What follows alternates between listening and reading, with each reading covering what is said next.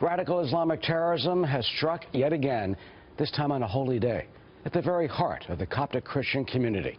The first bombing happened at the St. George Church in the Nile Delta town of Tanta.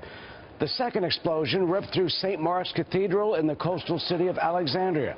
The twin attacks come in just weeks before Pope Francis is due to visit Egypt. David Lee Miller is in our Middle East Bureau in Jerusalem, live with the very latest on this horrific Palm Sunday attack that again targets Christians. David Lee? Eric, let's start now with the latest development. Just moments ago, Egypt's president said he is going to deploy the military to assist police in protecting what were termed vital facilities across the country. Meanwhile, this second attack at St. Mark's Cathedral is very significant. Only moments earlier, the leader of the Coptic Church, Pope Tawadros II, had just finished his services there.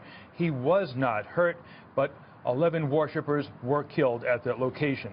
Egypt's interior minister says a suicide bomber tried to enter the cathedral, but he was stopped by police, 3 of whom are now among the dead. And surveillance camera video now apparently shows the suicide bomber trying to enter the cathedral. He's directed towards a metal detector, and at that point, his device was detonated.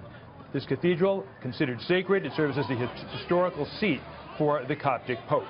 And earlier, as you mentioned, at least 26 worshippers were killed during a packed church service in the Nile Delta town of Tanta.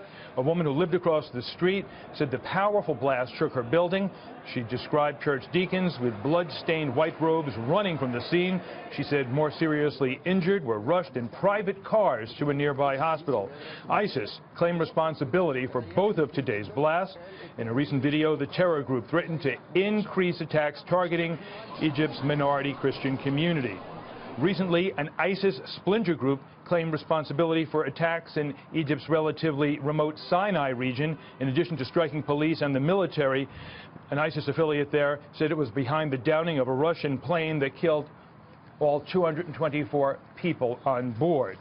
And Egypt's President, Abdel Fattah el-Sisi, in an interview last week with our very own Bret Baier, says there's been great progress in fighting ISIS-linked terror groups in the Sinai, adding, though, it takes time. And underscoring that point, Eric, one of the 2 churches that were attacked today was under attack as recent as last March.